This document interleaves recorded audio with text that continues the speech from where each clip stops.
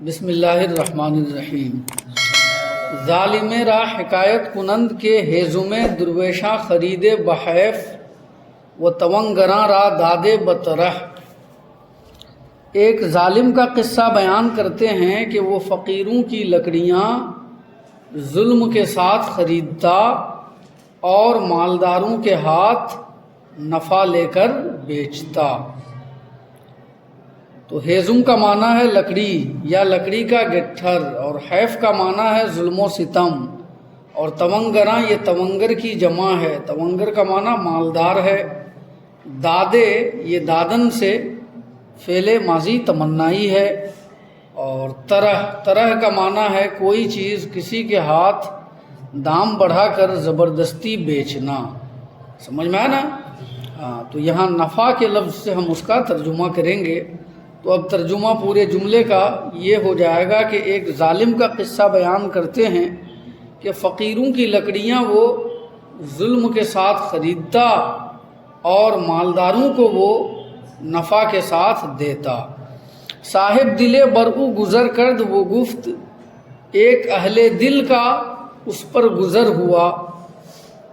اہل دل یعنی صوفی، ایک صوفی، سمجھ میں نا؟ ایک اللہ والا یوں بھی کہہ سکتے ہو، ایک اللہ والے کا اس پر گزر ہوا۔ تو اس اللہ والے نے کہا، کیا کہا؟ بیت ماری تو کہ ہر کرا ببینی بزنی، یا بوم کہ ہر کجا نشینی بکنی۔ ماری سمجھ میں آیا نا؟ مار کا معنی کیا ہوتا ہے؟ سانپ۔ ماری تو کہ ہر کرا ببینی بزنی، یہ زنی کیا ہے؟ وہی زدن مصدر سے ہے، سمجھ میں آیا نا؟ فعل مضارع کا صیغہ واحد حاضر، زدن مصدر مارنا۔ بوم کا معنی معلوم ہی ہے، کیا ہے بوم کا معنی؟ الو، ہے نا؟ بکنی یہ کندیدن مصدر سے ہے، فعل مضارع صیغہ واحد حاضر، واحد حاضر کا صیغہ ہے کندیدن مصدر سے۔ کندیدن مصدر کھودنا۔ تو سانپ ہے کہ جسے دیکھتا ہے ڈس لیتا ہے، یا الو ہے کہ جہاں تو بیٹھتا ہے کھودتا ہے، جہاں تو بیٹھتا ہے کھودتا ہے، کندیدن مصدر کھودنا۔ یا الو ہے کہ جہاں تو بیٹھتا ہے اس جگہ کو کیا کرتا ہے؟ کھودتا ہے۔ اور ویران کرنے سے بھی ترجمہ کر سکتے ہو، یا الو ہے کہ جہاں تو بیٹھتا ہے بکنی تو ویران کرتا ہے، ویران کر دیتا ہے۔ تو ترجمہ سمجھ میں آیا نا؟ ماری تو سانپ ہے کہ ہر کرا ببینی بزنی، کہ جسے دیکھتا ہے ڈس لیتا ہے، یا بوم یا الو ہے کہ ہر کجا نشینی بکنی، کہ جہاں تو بیٹھتا ہے وہاں کھودتا ہے۔ قطعہ زورت ار پیش می رود باما، با خداوند غیبدان نہ رود، زور مندی مکن بر اہل زمیں، تا دعائے بر آسمان نہ رود۔ تیرا زور اگر ہم پر چل جاتا ہے تو غیب جاننے والے خدا پر نہیں چلے گا۔ تیرا زور اگر ہم پر چل جاتا ہے تو غیب جاننے والے خدا پر نہیں چلے گا۔ زور مندی مکن بر اہل زمین، زمین والوں پر ظلم و ستم مت کر، تا دعائے بر آسمان نہ رود، سمجھ میں آیا نا؟ تاکہ آسمان پر کوئی دعا نہ جائے۔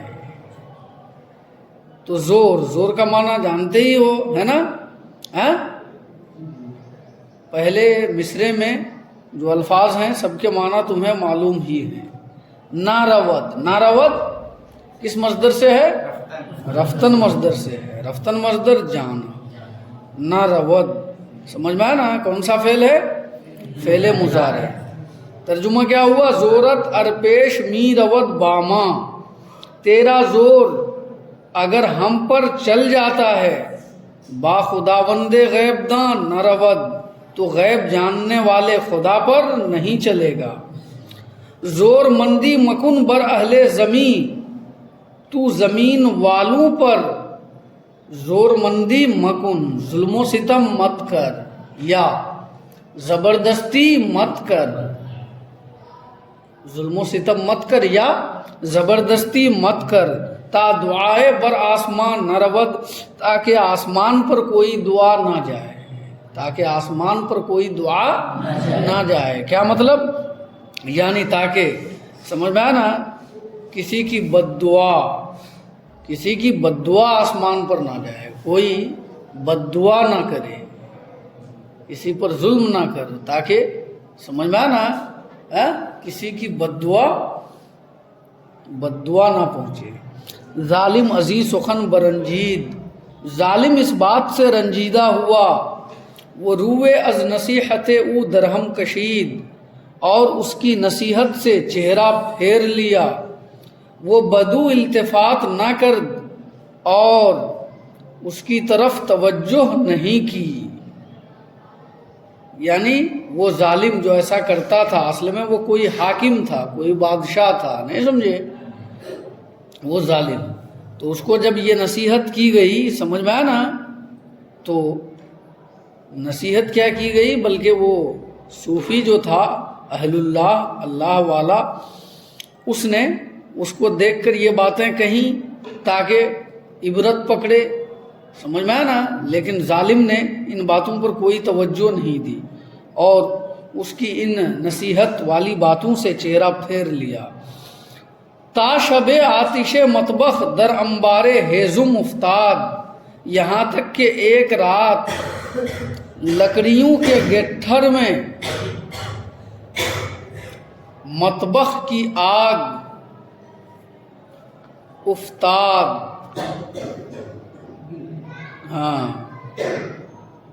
گر گئی یا لگ گئی، یہاں تک کہ ایک رات لکڑیوں کے گٹھر میں، ہے نا، مطبخ کی آگ لگ گئی۔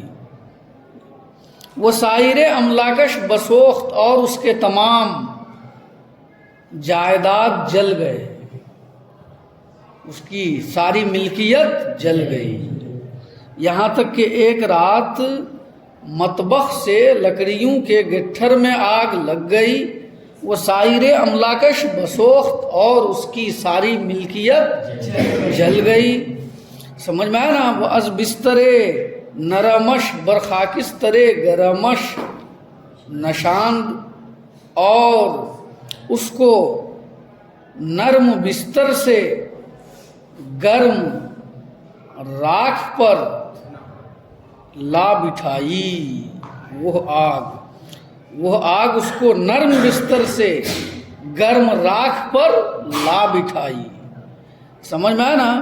از بسترے نرمش برخاکسترے گرمش نشان، یہ وہ عبارت ہے کہ جس میں ایسی فصاحت و بلاغت ہے کہ بڑے بڑے مصنفین نے اس عبارت پر حضرت شیخ سعدی رحمۃ اللہ علیہ کی تعریف کی ہے، سمجھ میں آیا نا، اور عبارت کے اس ٹکڑے کو فصاحت و بلاغت کا اعلیٰ ترین نمونہ قرار دیا ہے، سمجھ میں آیا نا۔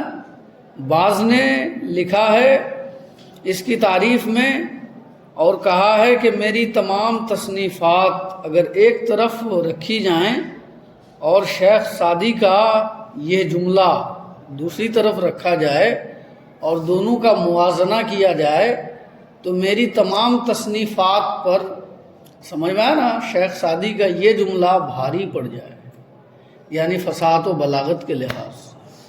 تو شیخ سعدی رحمۃ اللہ علیہ کی یہ عبارت فصاحت و بلاغت کے اعلیٰ معیار پر ہے ان لوگوں کے نزدیک جو فصاحت و بلاغت کے علم کے ماہر ہیں۔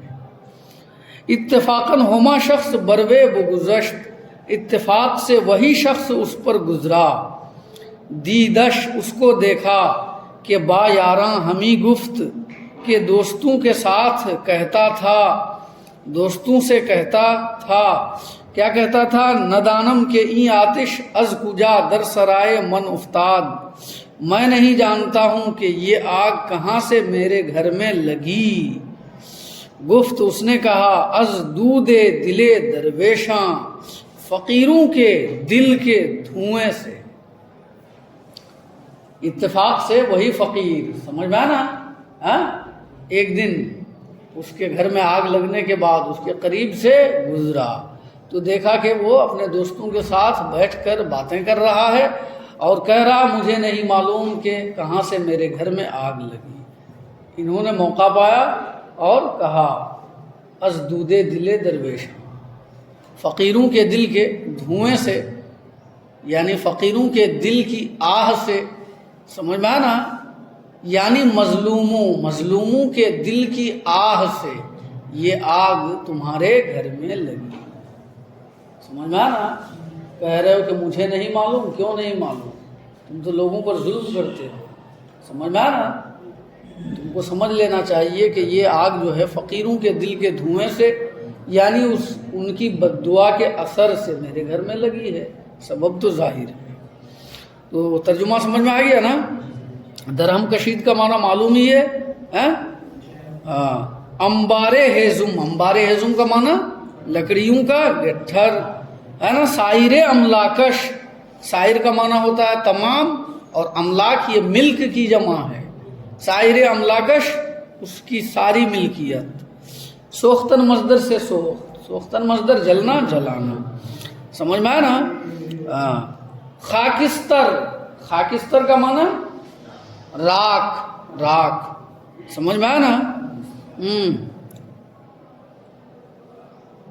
سرائے کا معنی پہلے بتا چکے ہیں، یہ لفظ پہلے بھی گزر چکا ہے، اس کا معنی مسافر خانہ، اس کا معنی گھر، اور دودھ کا معنی دھواں، سمجھ میں آنا؟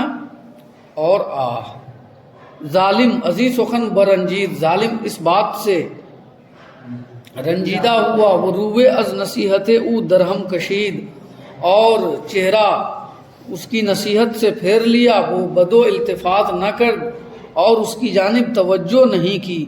تا شب آتش مطبخ در انبار ہیزم افتاد، یہاں تک کہ ایک رات مطبخ کی آگ لکڑیوں کے گٹھر میں پڑ گئی، وہ سائر املاکش بسوخت اور اس کی ساری ملکیت جل گئی۔ وہ از بستر نرمش بر خاکستر گرمش نشاند، اور وہ آگ اسے نرم بستر سے گرم راکھ پر لا بٹھائی۔ اتفاقاً ہما شخص بروے بگذشت، اتفاق سے وہی شخص اس پر گزرا۔ دیدش کے با یاراں ہمیں گفت، اس کو دیکھا کہ وہ دوستوں سے کہہ رہا ہے، ندانم کے این آتش از کجا در سرائے من افتاد، میں نہیں جانتا ہوں کہ یہ آگ کہاں سے میرے گھر میں لگی۔ گفت اس نے کہا از دود دل درویشاں، فقیروں کے دل کے دھوئیں سے لگی۔ تو اس حکایت کو ذکر کر کے حضرت شیخ سعدی رحمۃ اللہ علیہ یہ بتانا چاہتے ہیں کہ بادشاہوں کو چاہیے کہ وہ کسی پر ظلم نہ کریں، اپنے ماتحتوں پر ظلم نہ کریں، ورنہ ان کی بد دعا بادشاہ کے حق میں، ظالم کے حق میں کسی نہ کسی دن، سمجھ میں نا، ظاہر ہو کر رہے گی، اور اس کی دنیا اور آخرت بادشاہ کی تباہ ہو جائے گی۔ سمجھ میں آئی بات؟